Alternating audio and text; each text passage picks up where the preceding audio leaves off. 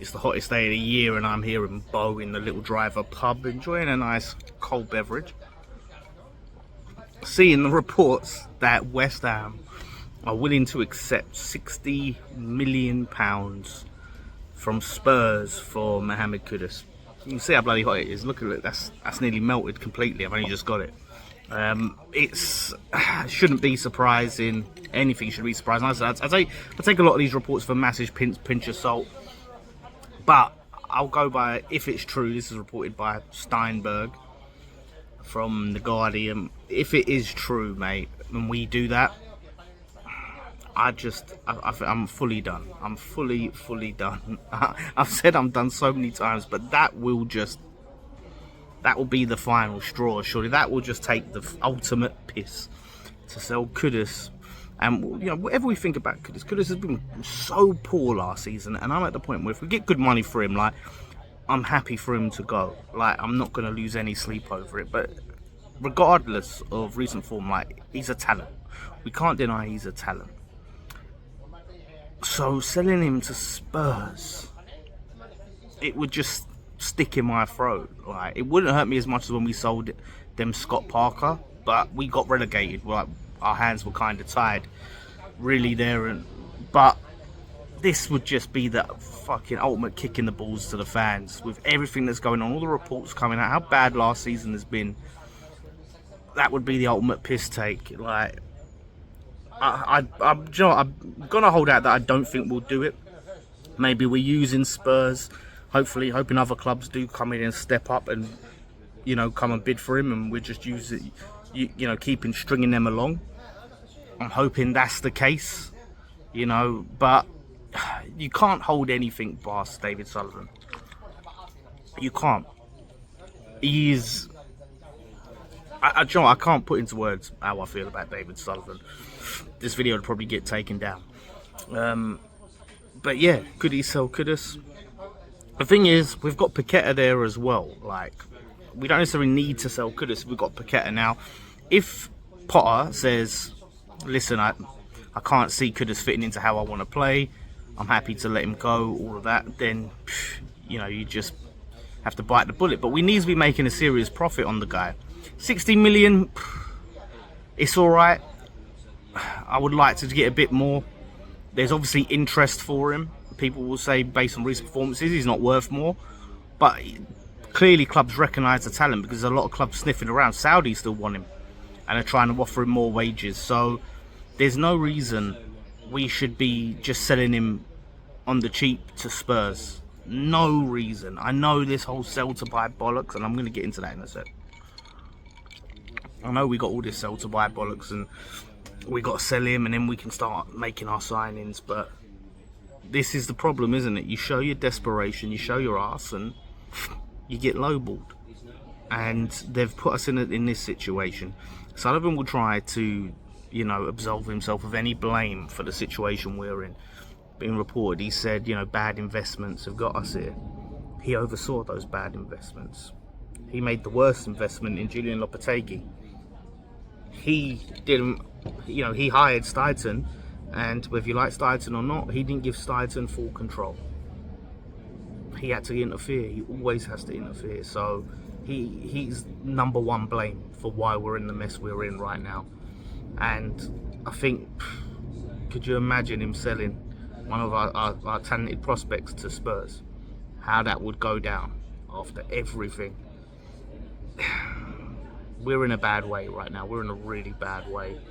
And, you know, we're hearing all this PSR stuff. I've seen Aston Villa have just sold their women's team to themselves, or a stake in their women's team to themselves. Now, I know a question like, why don't we do that? It's not ethical. It's not right. But if everyone else is doing it and it gets us out of the hole, then just do it.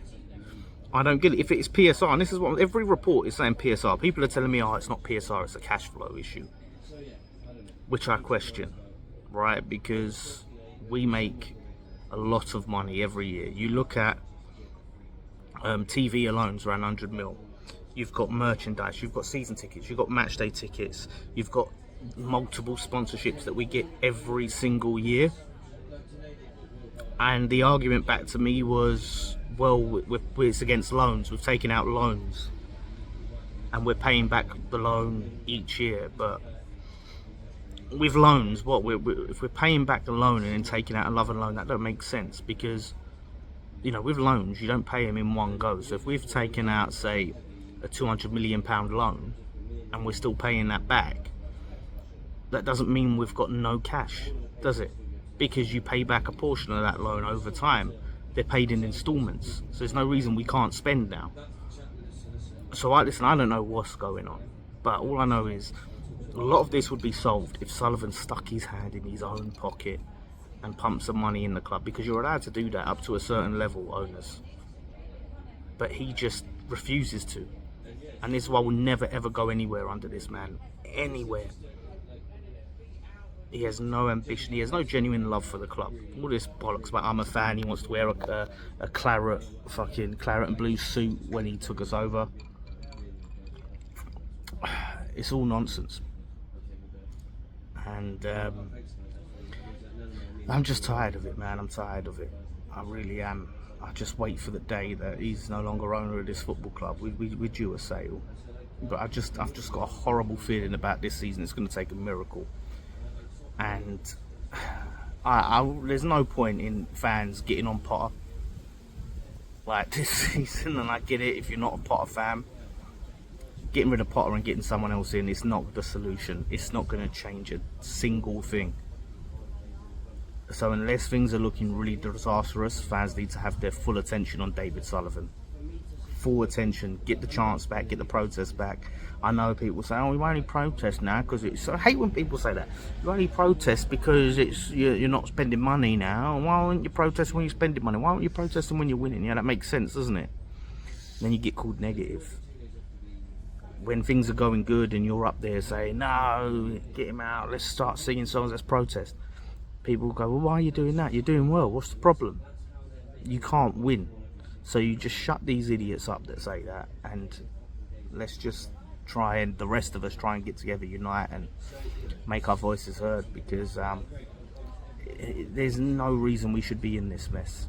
They're the reason we went down in the first place, getting Avram Grant in and sticking by him way too long. And they're the reason we're in the mess we're in, and we could go down next season. It's a real possibility. And it's going to be a situation where we're going to be selling players below their value, or below what we should get for them, what we could get for them if we was in a healthy situation and we weren't sat pleading poverty in the media. So it's going to be a long summer. It's going to be another long season. I hope I'm wrong. I hope Potter can work miracles, but it will take a miracle. Trust me on that. But if I see any West Ham players, apart from Mavropanos, go to Spurs, I'll be livid. Right, unless it's those players that we really just don't rate and you really want to get rid of. Anyone else that of any quality going to Spurs, that'll be the sign, won't it? That'll be the big sign of things to come, and the state that we're in, and the fact that Sullivan, like, you've got to recognise you're just not the man to do it.